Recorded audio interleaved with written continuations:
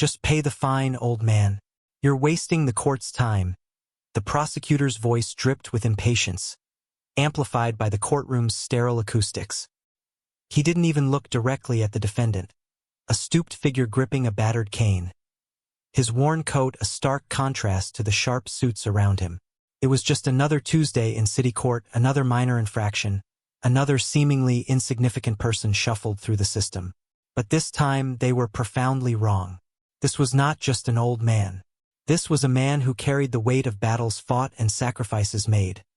A man whose quiet strength spoke volumes the deaf ears of the courtroom couldn't hear. They judged him by his appearance, his struggle to stand, the lines etched deep into his face by hardship, not age alone. They saw frailty. They missed the resilience forged in fire. Prepare to witness the moment they were forced to see. Comment respect if you believe true strength is often hidden. Type honor if you stand with our veterans. John Henderson shifted his weight, the worn sole of his single usable shoe scraping faintly on the polished floor. The prosthetic limb beneath his left trouser leg was an old model, uncomfortable and prone to chafing, a constant, dull ache that was as familiar as breathing.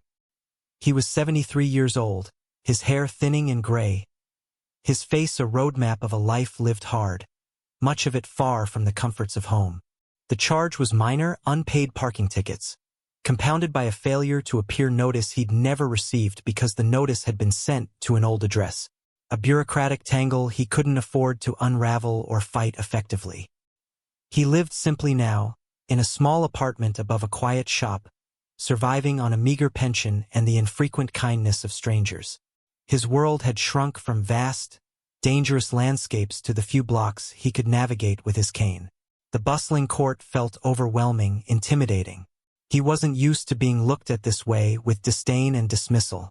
For decades, he'd been looked at with different eyes, eyes of fear, eyes of trust, eyes of brotherhood, eyes of command.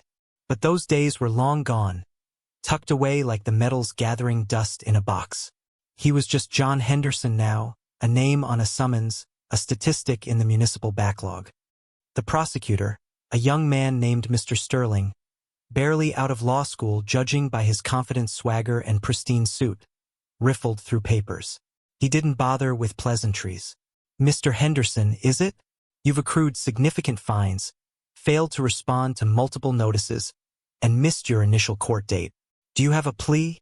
His tone implied the only acceptable plea was guilty, followed by a swift promise to pay. John opened his mouth, his voice a low rumble from disuse, quiet but steady. "Your Honor," he began, addressing the judge directly. I didn't receive the notices.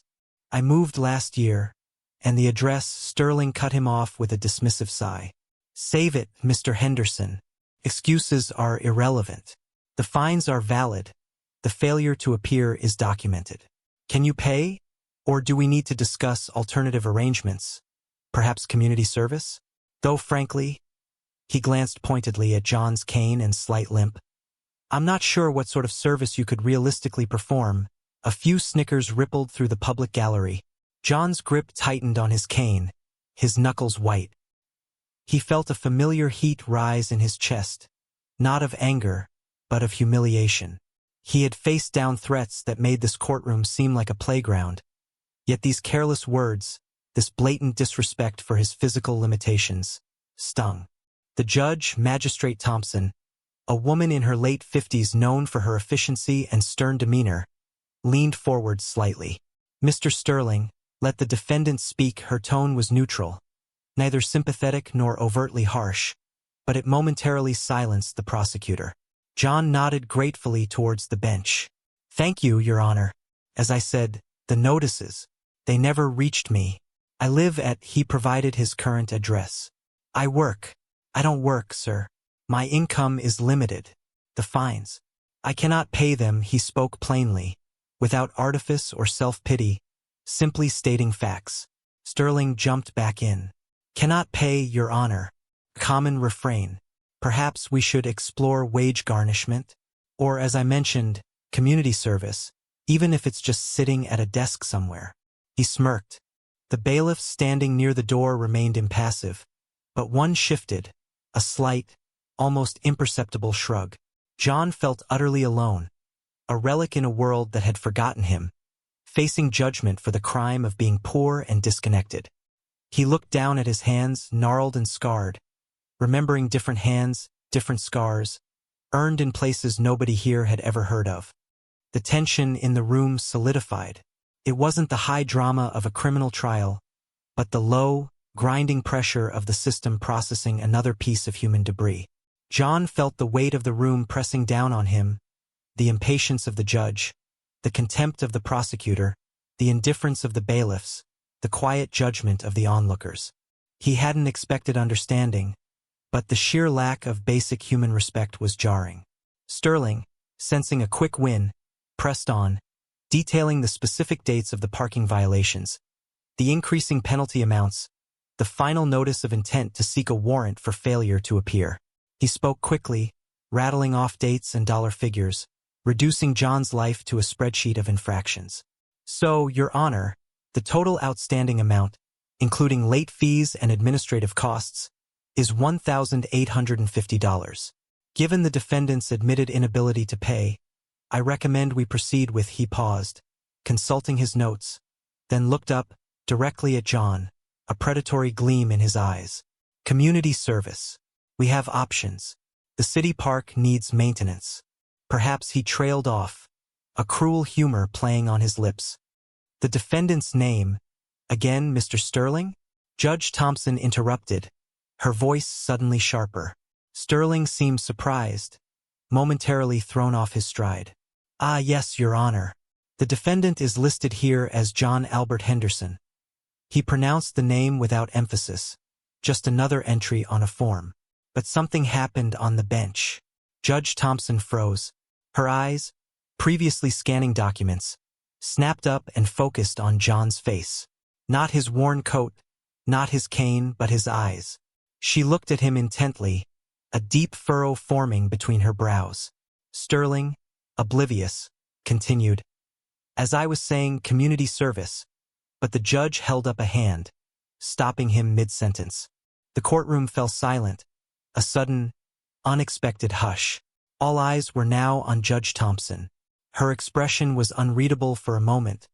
Then a flicker of something, recognition, crossed her features. She leaned back in her chair, her gaze unwavering from John. John Albert Henderson, she repeated, the name now pronounced slowly, deliberately, with a new, curious weight. She picked up her gavel, not to strike, but holding it loosely. Mr. Henderson, she said, her voice softer now, yet commanding absolute attention.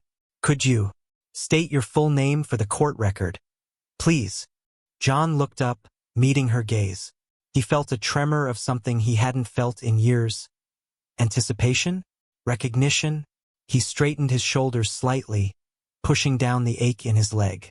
John Albert Henderson, Your Honor, he said, his voice still quiet but steady.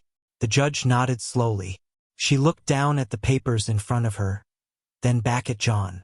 Her next words were not directed at Sterling or the court clerk, but seemed to hang in the air, addressed to the room at large, a history lesson delivered unexpectedly from the bench. The name John Albert Henderson, she began, her voice gaining strength, becoming resonant.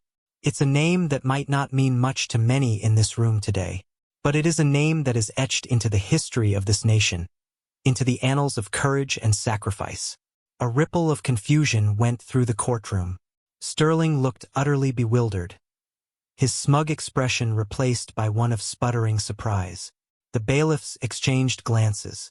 Judge Thompson continued, her gaze sweeping across the silent room. In 1970, during the Ia Drang Valley campaign in Vietnam, when C Company of the 1st Battalion, 7th Cavalry was surrounded and outnumbered, cut off from support and facing annihilation, she paused, letting the weight of the historical reference land. John Henderson stood a little taller, his eyes fixed on the judge, a faint, almost imperceptible nod acknowledging the truth of her words. The judge's voice filled the room, painting a vivid, stark picture. When mortar fire rained down, when the enemy pressed in from all sides, When the call went out for a volunteer to cross open ground under heavy fire to retrieve a critical radio, her eyes found John's again. It was Sergeant John Albert Henderson who answered that call. He crawled, then ran. Through a hail of bullets, sustaining multiple injuries, her voice cracked slightly with emotion, including the loss of his left leg to get that radio. He saved what remained of his company. He saved lives. Silence. Profound, absolute silence descended upon the courtroom. The air crackled with the sudden, overwhelming weight of revelation. Mr. Sterling's face was the color of ash. He stared at John, the crippled old man he had mocked moments before, with dawning horror and disbelief. The courtroom spectators, who had been whispering and shifting, were now utterly still, their eyes wide. Judge Thompson continued, her voice now filled with deep respect, almost reverence. For his actions that day, for his extraordinary courage, selflessness, and unwavering devotion to duty above and beyond the call, Sergeant John Albert Henderson was awarded the Congressional Medal of Honor. She looked down at her bench, her hands resting lightly on the surface. He is one of the true heroes of this nation, a man who gave his limb, nearly his life, for the men beside him, for his country. She slowly, deliberately, rose from her seat. The rustle of her robe was the only sound. In a courtroom, the judge rising is the ultimate sign of authority, demanding silence and attention. But Judge Thompson wasn't just demanding attention. She was initiating an act of profound respect. As she stood, her eyes sweeping the courtroom, every single person in the room, led by the stunned bailiffs near the door, then the court clerk, then the confused but quickly understanding spectators, slowly, hesitantly at first, then with growing purpose, rose to their feet. Mr. Sterling remained seated for a fraction of a second, paralyzed by shock and shame, before scrambling clumsily to stand, knocking papers from his table. The courtroom stood in silent, collective tribute.